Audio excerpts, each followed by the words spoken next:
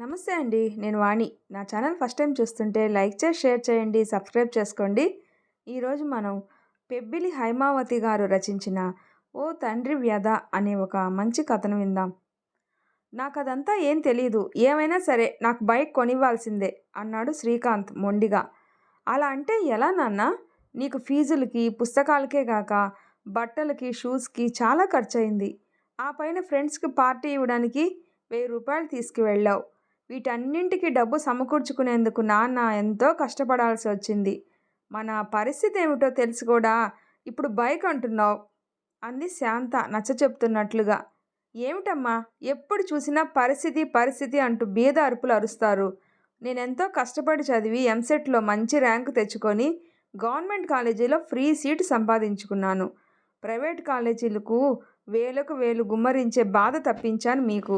అది చూసి మెచ్చుకోవాల్సింది పోయి ఏది అడిగినా లేదంటారు. బీటెక్లో చేరాక నా ఫ్రెండ్స్ అందరూ బైక్ వేసుకొని క్యాంపస్కి వస్తుంటే నాకెలా ఉంటుందో ఆలోచించు. మీ నాన్న అంత మంచి ఉద్యోగం చేస్తూ కూడా నీకు బైకే కొనివ్వలేరా అని అంతా నన్ను గేల్ చేస్తున్నారు అన్నాడు శ్రీకాంత్ కోపంగా. అప్పుడే ఆఫీసు నుండి వచ్చిన రామారావు కొడుకు మాటలన్నీ విన్నాడు. సరేలేరా బాధపడకు, నేను పీఎఫ్ లోనికి అప్లై చేశాను, అది వచ్చాక కొంటాలే అన్నాడు. తండ్రి ఇచ్చిన హామీతో తృప్తిపడిన శ్రీకాంత్ థ్యాంక్స్ నాన్న అంటూ తన ఫ్రెండ్స్కి వార్త చెప్పేందుకు హుషారుగా వెళ్ళిపోయాడు. కొడుకు వెళ్ళాక ఏమిటండి మీరు మరీను ఇప్పుడు అప్పు చేసి మరీ బైక్ కొనాలా? చిన్నపిల్లాడు తెలియక ఏదో అడుగుతాడు. వాడికి బాధ్యత తెలియచెప్పాల్సింది పోయి ఇలా ఎంకరేజ్ చేస్తారెందుకు? శాంత విసుక్కుంటున్నట్లుగా అంది. ఆ బాధలన్నీ వాళ్ళు పడాలంటావా అన్నాడు రామారావు. దాంతో ఇంకేమీ మాట్లాడలేకపోయింది శాంత. పిల్లల్ని సంతోషపెట్టడం ఆమెకు ఇష్టమే. ఈవేళ వీడు బైక్ అన్నాడు, రేపు అమ్మాయి ఏమడుగుతుందో పరిస్థితులు అర్థం చేసుకునేలా పిల్లలకి చెప్పకపోతే ఎలా అనుకుంది శాంత. అది అనే కాదు, పిల్లలు ఏదడిగినా కాదు లేదు అనలేని బలహీనత రామారావుది. తను బాధపడినా కానీ ఏదో ఒకలా వాటిని సమకూర్చే వరకు అతడికి స్థిమితమే ఉండదు. అలా చూస్తూ ఉండగానే శ్రీకాంత్ బీటెక్ పూర్తి చేసి క్యాంపస్ ఇంటర్వ్యూలో సెలెక్ట్ అయ్యాడు. బెంగళూరులో మంచి కంపెనీలో సాఫ్ట్వేర్ ఇంజనీర్గా జాయిన్ అయిపోయాడు. కొడుకు ఆసరాతో కూతుర్ని కూడా బీటెక్ చదివించి పెళ్లి చేసి అత్తవారింటికి పంపించేశారు రామారావు దంపతులు.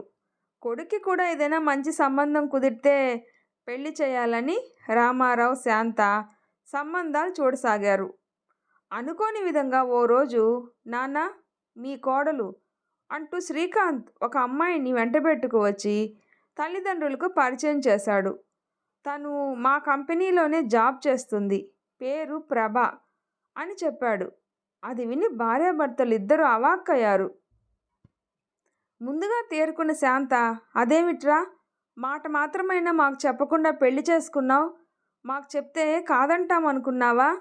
ఒక్కగానొక్క కొడుకు కదా, ముద్దు ముచ్చట్లు తీర్చుకునేలా నీ పెళ్లి వేడుకగా చేయాలని ఎన్నో కలలు కన్నాం అంది బాధగా. అలా ముద్దు ముచ్చట్లు అంటూ వేలు లక్షలు పెళ్లి తతంగాలకు ఖర్చు పెట్టడం నాకు ప్రభకు ఇష్టం లేదు. అందుకే రిజిస్టర్ మ్యారేజ్ చేసుకున్నాం అన్నాడు శ్రీకాంత్. మరి మీరిద్దరూ పెళ్లి చేసుకునే విషయం వాళ్ళ తల్లిదండ్రులకైనా చెప్పారా లేదా అంది శాంత. వాళ్ళకి తెలుసు, మీకు చెప్తే కట్నాలు కానుకలు అంటూ వాళ్ళని ఇబ్బంది పెడతారనే చెప్పలేదు అన్నాడు శ్రీకాంత్. కొడుకు మాటలు రామారావు మనసుకు ముళ్ళులా గుచ్చుకున్నాయి. అమ్మాయి తరపు వాళ్ళ ఆమోదంతోనే ఈ పెళ్లి జరిగింది. తమకు చెప్తే కట్నాల పేరుతో పెళ్లి జరగనివ్వము అని ఇలా చేశారట. ఇంతేనా వీడు మమ్మల్ని అర్థం చేసుకున్నది? పిల్లల సంతోషం కంటే మాకు ఏది ఎక్కువ కాదని వీడికి తెలీదు అనుకున్నాడు బాధగా. శాంతకైతే కొడుకు మాటలకి కళ్ళల్లో నీళ్లు చిప్పిల్లాయి. అయినా తమాయించుకొని గుమ్మం ముందుకు వచ్చి నిలబడిన కొడుకు కోడలికి హారతిచ్చి లోపలికి తీసుకువెళ్ళింది శాంత. మీకు లేకపోయినా మాకు కొన్ని సరదాలుంటాయి కదా అంటూ మరునాడు బంధుమిత్రులను ఆహ్వానించి విందు భోజనాలు పెట్టారు. 4 రోజులున్న తర్వాత శ్రీకాంత్ ప్రభ బెంగళూరు వెళ్ళిపోయారు. మధ్యలో విజయవాడలో ఉన్న చెల్లెలు శ్రీలత దగ్గరకు వెళ్ళారు. అన్నయ్య ఇంత హఠాత్తుగా పెళ్లి చేసుకుంటాడని ఏమాత్రం ఊహించలేదు శ్రీలత. ఆ పెళ్లి ద్వారా తనకి రావాల్సిన ఆడపడుచు లాంఛనాలు రాలేదని చాలా బాధపడింది. ఆమె బాధను దూరం చేస్తూ శ్రీకాంత్ 25,000 చెల్లెలి చేతిలో పెట్టి ఏమైనా కొనుక్కోమని చెప్పడంతో కొంచెం తృప్తి పడింది. శ్రీలత పుట్టింటికి వచ్చింది. సీమంతానికి చాలా ఖర్చయింది. డెలివరీకి కూడా చాలా ఖర్చయ్యేలా ఉంది అని శ్రీకాంత్కి ఉత్తరం రాశాడు రామారావు. అది చూసిన ప్రభ, ఏమిటి శ్రీకాంత్ ఇది? మీ చెల్లెలు డెలివరీకి మనం ఎందుకు డబ్బులు ఇవ్వాలి? ఆ మాత్రం మీ నాన్నగారు చూసుకోలేరా అని అడిగింది. అదేమిటి ప్రభ అలా అంటావు? ఇంతకాలం మా నాన్నగారు మా కోసం కాదు, లేదు అనకుండా ఎన్నో చేశారు. అన్నీ ఉన్నవాళ్ళు తమ పిల్లలకు చేయడంలో ప్రత్యేకత ఏమీ ఉండదు. కానీ మా నాన్నగారు శక్తికి మించి మా కోసం ఎన్నో చేశారు. తాను 40 సంవత్సరాలు ఉద్యోగం చేసి కూడా స్వంత ఇల్లు అమర్చుకోలేకపోయారు. ఇప్పుడు కూడా తను చేయగలిగిందైతే నన్ను అడిగేవారే కాదు. చెల్లికి నార్మల్ డెలివరీ అయ్యేలా లేదు, సిజేరియన్ ఆపరేషన్ చేయాల్సి రావచ్చు అన్నారట డాక్టర్ గారు. దానికి చాలా డబ్బులు కావాలి కదా. అదీగాక వాళ్ళకి చెప్పకుండా మనం రిజిస్టర్ మ్యారేజ్ చేసుకొని వాళ్ళకి ఏ ముద్దు ముచ్చట లేకుండా కొంచెం నిరాశపరిచాం. ఈ కాస్త సహాయమైనా మనం చేస్తే వాళ్ళు ఎంతో సంతోషిస్తారు అన్నాడు శ్రీకాంత్. అతడి ఈ మాటలు వింటూనే నిజమే కదా, నేను పొరపాటుగా మాట్లాడాను అనుకొని, అది నిజమే శ్రీకాంత్, అలాగే చెయ్యి. డెలివరీ టైంకి సాయానికి రమ్మంటే మనము వెళ్దాం అంది. శ్రీలత డెలివరీ పూర్తయ్యాక అత్తారింటికి వెళ్ళిపోయింది. కాలచక్రంలో మరో 3 సంవత్సరాలు గిర్రున తిరిగిపోయాయి. శ్రీకాంత్కి కూడా 2 పిల్లలు కలిగారు.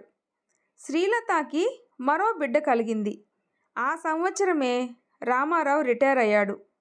తన పిల్లలిద్దరూ జీవితంలో స్థిరపడి పిల్లా పాపలతో సుఖంగా ఉన్నందుకు రామారావు శాంతలకు ఎంతో తృప్తిగా అనిపించింది. చూడాలి అనిపించినప్పుడు కూతురు దగ్గరకో కొడుకు దగ్గరకో వెళ్ళి 4 రోజులు ఉండొస్తున్నారు. ఉద్యోగం చేసినంతకాలం బరువు బాధ్యతలతో సతమతమైన ఆ భార్యాభర్తలకు ఇప్పుడు కొంచెం తీరిక చిక్కింది.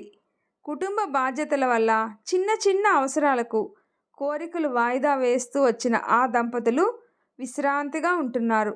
నచ్చిన విధంగా కాలక్షేపం చేయడమే కాదు, చూడాలి అనుకున్న ప్రదేశాలకు వెళ్ళి చూసి వచ్చేవారు. ఒక శుభోదయాన శ్రీకాంత్ రామారావుకి ఫోన్ చేశాడు. నాన్న, ఎలాగో మీరు రిటైర్ అయిపోయారు కదా, అక్కడ ఒంటరిగా ఉండి ఏం చేస్తారు? మా దగ్గరకు వచ్చేయండి, అందరం కలిసి హాయిగా ఉండొచ్చు. మీ కోడలు నేను ఉద్యోగానికి వెళ్ళాలి కదా, పిల్లలతో చాలా కష్టంగా ఉంటుంది మాకు. మీరిద్దరూ ఇక్కడికి వస్తే మాకెంతో సపోర్టుగా ఉంటుంది అన్నాడు. కొడుకు చెప్పింది వింటూనే ఆలోచనలో పడిపోయాడు రామారావు. తను ఇంటికి పెద్ద కొడుకు అవడం వలన తనతో పాటు కుటుంబం కోసం భార్య కూడా ఎంతో కష్టపడింది. వారందరూ జీవితంలో స్థిరపడేసరికి తమ పిల్లలు, వారి చదువు సంధ్యల వలన ఇంతవరకు విశ్రాంతి అన్నదే లేదు. ఇప్పుడు ఈ వయసులో ఆ పసిపిల్లల బాధ్యత మీద పడితే భార్య తట్టుకోగలదా అనిపించింది రామారావుకి. ఆ మాటే భార్యతో అన్నాడు. వాడు చూస్తే అలా అడుగుతున్నాడు, ఈ వయసులో అది మనకి మోయలేని భారం అవుతుందేమో. నేను ఉడతాభక్తిగా ఏదో సాయం చేసినా పని భారమంతా నీకే కదా అని ఆలోచిస్తున్నాను. అలా అని మన పిల్లలు ఇబ్బంది పడుతుంటే చూస్తూ ఎలా ఊరుకుంటాం? పిల్లలు కాస్త పెద్దయ్యే వరకు ఓ 2-3 ఏళ్ళు ఏదో విధంగా బాధపడదాం అంది శాంత. ఇద్దరూ ఒక నిర్ణయానికి వచ్చారు. వాళ్ళు ఉంటున్న అద్దె ఇంటిని ఖాళీ చేసి ముఖ్యమైన సామాన్లు ఉంచుకున్నారు. అక్కర్లేని సామానంతా అమ్మేసి బెంగుళూరు వెళ్ళిపోయారు. తల్లిదండ్రులు రాక శ్రీకాంత్కి ఎంతో నైతిక శక్తినిచ్చింది. కోడలు ప్రభ కూడా వాళ్ళని ఎంతో ఆదరంగా స్వాగతించింది. వాళ్ళు వెళ్ళిన మర్నాడు ఎప్పట్లాగే పిల్లల్ని క్రెచ్లో దింపేందుకు తీసుకువెళ్ళబోయాడు శ్రీకాంత్. మేము వచ్చాం కదా, పిల్లల్ని క్రెచ్కి ఎందుకు తీసుకెళ్ళడం, ఇంట్లోనే ఉంచండి అంది శాంత. అవునరా, ఇంకా ఎందుకు అక్కడికి, నేను మీ అమ్మ చూసుకుంటాం కదా అన్నాడు రామారావు. ఆ మాట కోసమే ఎదురు చూస్తున్న శ్రీకాంత్, ప్రభ పిల్లల్ని ఇంట్లోనే ఉంచేశారు. ఆ వయసులో వాళ్ళకి ఇద్దరు పిల్లల్ని సంభాళించడం కష్టంగానే ఉంది.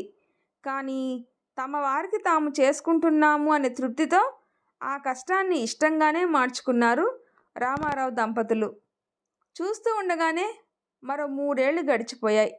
శ్రీకాంత్ కొడుకు తుషార్ ఫస్ట్ స్టాండర్డ్లోకి, కూతురు దివ్య ఎల్కేజీలోకి వచ్చారు. పిల్లలిద్దరూ కొంచెం పెద్దవాళ్ళయ్యారు. వాళ్ళ పనులు వాళ్ళు చేసుకోగలిగే స్థితికి వచ్చాక అత్తమామల ఖర్చు అదనపు ఖర్చులా కనపడసాగింది ప్రభకు. చీటికి మాటికి ఏదో ఒక విషయమై అత్తగారితో వాదన వేసుకుంటుంది. అలా ఎందుకు చేశారు, ఇలా ఎందుకు చేశారు, ఈ రకంగా చేస్తే పిల్లల ఆరోగ్యం దెబ్బతిందా అంటూ సాధించడం మొదలుపెట్టింది. శ్రీకాంత్ కూడా భార్యకు ఉన్నంత తెలివి, నైపుణ్యం తల్లికి లేవు అన్నట్లు ప్రతిదానికి తల్లినే విమర్శించేవాడు. వయసు రీత్యా తమకి ఉన్నంత శక్తి సామర్థ్యాలు తమ తల్లిదండ్రులకు ఉండవు అని కొంచెం కూడా ఆలోచనే లేదు అతడు. వయసు రీత్యా, అనుభవం రీత్యా పొరపాటున వారికి ఏదైనా సలహా చెప్పబోయినా దాన్ని గడ్డి పరక కంటే హీనంగా తీసిపడేసి తాము చెప్పిందే వేదం అన్నట్టు మాట్లాడసాగారు శ్రీకాంత్, ప్రభ. ఇదంతా చూస్తున్న రామారావు, శాంత తాము ఇక్కడికి వచ్చి పొరపాటు చేశామేమో అని లోపలే బాధపడసాగారు. వారి బాధను పతాక స్థాయికి తీసుకువెళ్లే సంఘటన మరొకటి జరిగింది ఆ ఇంట్లో. ఇదేమిటి, ఈ సబ్బులు ఇక్కడ పెట్టారు? బాత్రూంలో పెట్టిన సబ్బు చూసి అడిగాడు రామారావు. ఎప్పుడూ ఒకే బ్రాండ్ వాడితే ఏం బాగుంటుంది అని ఇవి తెచ్చామని కోడలు చెప్పింది అని శాంత సమాధానమిచ్చింది. ఈ సబ్బు వాసన శ్రీకాంత్కి అసలు ఇష్టం ఉండదు కదా, అందుకే కదా కాస్త ఖరీదైన మనం శాండిల్వుడ్ సోపు వాడటం మొదలుపెట్టాం అన్నాడు రామారావు ఆశ్చర్యంగా చూస్తూ. వాళ్ళ కోసం వేరే సబ్బులు తెచ్చారులేండి, ఈ మధ్యనే మార్కెట్లోకి దిగాయంట ఆ సబ్బులు, వాటిని వాళ్ళ బాత్రూంలో పెట్టింది ప్రభ అంది శాంత. మరైతే మనకి కూడా అవే తేవచ్చు కదా, ఇవెందుకు తెచ్చినట్లు అన్నాడు అదే ఆశ్చర్యంతో. అతడి ప్రశ్నకు జవాబు చెప్పలేక తల ఉంచుకుంది శాంత. గతంలో ఇంటిల్లపాదికి ఒకే రకం సబ్బు ఉండేది. ఈరోజు ప్రత్యేకంగా వాళ్ళు ఖరీదైన సబ్బులు తెచ్చుకొని మనకు తక్కువ రకం సబ్బులు తెచ్చారు అని శాంత భర్తకు చెప్పలేకపోయింది. ప్రపంచంలో ఉన్న వస్తువుల్లోకెల్లా అతి మంచివి, ఖరీదైనవి తమ బిడ్డలకు ఇవ్వాలని నిత్యం తహతహలాడే భర్తకి అంతకంటే వివరించి ఏమని చెప్తుంది ఆ భార్య? ఆమె పైకి చెప్పకపోయినా విషయం కొంచెం కొంచెం అర్థం అవుతూనే ఉంది రామారావుకి. ఇటీవల కొడుకు కోడలు తీరు అతను గమనిస్తూనే ఉన్నాడు. ఇంట్లో వాళ్ళతో పాటు సమానంగా తను, శాంత కూడా అన్ని సౌకర్యాలు పొందడం వాళ్ళకెందుకనో నచ్చడం లేదు ఈ మధ్య. దుబారా ఖర్చు పెరిగిపోతుందని అన్యోపదేశంగా వాళ్ళు అంటున్న మాటలు రామారావు వింటూనే ఉన్నాడు. తమ ఇద్దరి విషయంలోనే వాళ్ళు పొదుపు పాటిస్తున్నారన్నమాట అనుకున్నాడు. ఆ రాత్రి భార్యని అడిగాడు రామారావు. శాంత, మన ఊరు వెళ్ళిపోదాం, వస్తావా? అది పల్లెటూరు, ఇక్కడ మాదిరిగా అక్కడ ఏ సౌకర్యాలు ఉండవు అని నీకు తెలుసుగా, ఇది వరకటిలా సర్దుకొని బతకగలవా మరి? సంశయిస్తూనే అడిగాడు రామారావు. భర్త మనసులో ఎంత మదన పడుతున్నాడో ఆ ఒక్క మాటతోనే అర్థం చేసుకుంది శాంత. సౌకర్యాలు లేకపోతే ఏమిటండి, అక్కడ మన వాళ్ళంతా ఉన్నారు కదా, అయినా అదేమైనా నాకు కొత్త, ఇలా అడుగుతున్నారు? చక్కగా వెళ్ళిపోదాం పదండి అంది శాంత ఉత్సాహంగా. అయితే మా తమ్ముడికి చెప్తాను మన కోసం ఇంట్లో ఓ 2 గదులు శుభ్రం చేయించి ఉంచమని అన్నాడు రామారావు. మనవల్ని, కొడుకుని వదిలి వచ్చేందుకు భార్య అంత తేలిగ్గా అంగీకరిస్తుంది అని అనుకోలేదు రామారావు. ఆమె అంగీకారం అతడికి ఎంతో సంతోషాన్ని కలిగించింది. మీ అమ్మ నేను వచ్చే శనివారం తాతగారి ఊరు వెళ్దామనుకుంటున్నాంరా శ్రీకాంత్ అన్నాడు రామారావు. తండ్రి మాట వింటూనే ఆశ్చర్యపోయాడు శ్రీకాంత్. అదేమిటి నాన్న, ఆ పల్లెటూరికి వెళ్ళి ఎలా ఉంటారు? ఇన్నాళ్ళు సిటీలో ఉన్న మీరు అక్కడ అడ్జస్ట్ అవ్వగలరా అని అడిగాడు. మరేం పర్వాలేదులేరా, అది నేను పుట్టి పెరిగిన ఊరు, మీ పెద్దత్త, బాబాయ్ అక్కడే ఉన్నారు కదా, వాళ్ళుండగా లేంది మేమక్కడ ఉండలేమా? అదీగాక ఊరు నిండా మన బంధువులు, స్నేహితులు ఉన్నారు. అంతమంది ఆత్మీయుల మధ్య తోచకపోవటం అంటూ ఏమీ ఉండదు అన్నాడు రామారావు. తల్లిదండ్రులు హఠాత్తుగా తీసుకున్న ఈ నిర్ణయం వెనుక కారణం ఏమిటా అని చాలాసేపు ఆలోచించాడు శ్రీకాంత్. ప్రభ మాత్రం అతడి ఆలోచనలను చాలా తేలిగ్గా కొట్టిపారేసింది. ఇక్కడ మనం అన్ని సౌకర్యాలు కల్పిస్తుంటే తిని ఉండలేక వెళ్తున్నారు, వెళ్ళనీయండి. 4 రోజులు అక్కడ ఉంటే తెలిసొస్తుంది దేని విలువ ఎంతో అంది నిరసనగా. రామారావు శాంతలను ఎంతో ఆనందంగా ఆహ్వానించారు ఆ ఊరి వాళ్ళు. అతడి తమ్ముడు సుధాకర్కి అన్నగారు దేవుడితో సమానం. అతని భార్య రేవతి కూడా అతడికి తగిన ఇల్లాలే. వారి పిల్లలు కూడా పెద్దమ్మ పెద్దనాన్నల రాకను ఎంతో ఆనందంగా స్వాగతించారు. తాతల నాటి తమ మండువా లోగిల్లో ఎన్నో గదులు వాడకుండా దుమ్ము కొట్టుకుపోయి ఉన్నాయి. ఇప్పుడు అన్నగారి రాకతో ఆ ఇంటికి పూర్వపు శోభ చేకూరిందని ఎంతో ఆనందించాడు సుధాకర్. రామారావు అక్కడికి వెళ్ళాక అన్నీ సర్దుకున్నాక శ్రీకాంత్కి ఉత్తరం రాశాడు, తన బాధని వ్యధని తెలియజేస్తూ. చిరంజీవి శ్రీకాంత్ను కోడలు ప్రభను దీవించి రాయినది. నీకు ఇటువంటి ఉత్తరం రాయవలసిన పరిస్థితి వస్తుంది అని నేను ఎప్పుడూ అనుకోలేదు. మన మధ్య చక్కని చిక్కని అనుబంధం ఉందని ఇంతకాలం భావిస్తూ వచ్చాను. కానీ ఇటీవలి కాలంలో అనూహ్యంగా నీలో చాలా మార్పు వచ్చింది. కారణం నాకు తెలియదు. నిన్ను చెల్లిని ఉన్నంతలో మేము ఎంతో అపురూపంగా పెంచుకున్నాం. పిల్లల్ని ఏ తల్లిదండ్రులైనా అలాగే పెంచుతారు. అందులో గొప్పతనం ఏముంది అంటే నేనేమి చెప్పలేను. మిమ్మల్నే కాదు, మీ అత్తయ్యలను బాబాయిని అలాగే చూసుకున్నాను నేను. నీకు తెలుసు కదా, మేము 6 సంతానం. నేనే పెద్దవాడిని. మా తమ్ముడికి నాకు మధ్యలో 4 అక్క చెల్లెళ్ళు. మాది వ్యవసాయ కుటుంబం. చేతికి అంది వచ్చిన నేను మా నాన్నకి చేదోడు వాదోడుగా ఉంటూ వ్యవసాయం చేయాలి అనేది మా నాన్నగారి కోరిక. కానీ నాకు చదువుకోవాలని మంచి ఉద్యోగం చేయాలని ఎంతో ఆశ. నా ఆశను కాదనలేక మా నాన్నగారు నన్ను చదివించారు. నా చదువు సజావుగా సాగడం కోసం మీ బాబాయి త్యాగబుద్ధితో పసితనంలోనే అరకపట్టాడు. వారి కష్టాన్ని గమనించిన నేను డిగ్రీ పూర్తి చేసిన వెంటనే ఉద్యోగం చూసుకున్నాను. ఆ తర్వాత అంచెలంచెలుగా డిపార్ట్మెంట్ టెస్టులు రాసి ఈ స్థాయికి చేరుకున్నాను. మా చెల్లెళ్ళు 4కి మంచి సంబంధాలు చూసి పెళ్లి చేశాం. మా తల్లిదండ్రులను బాబాయ్ నేను ఎంతో బాధ్యతగా చూసుకున్నాం.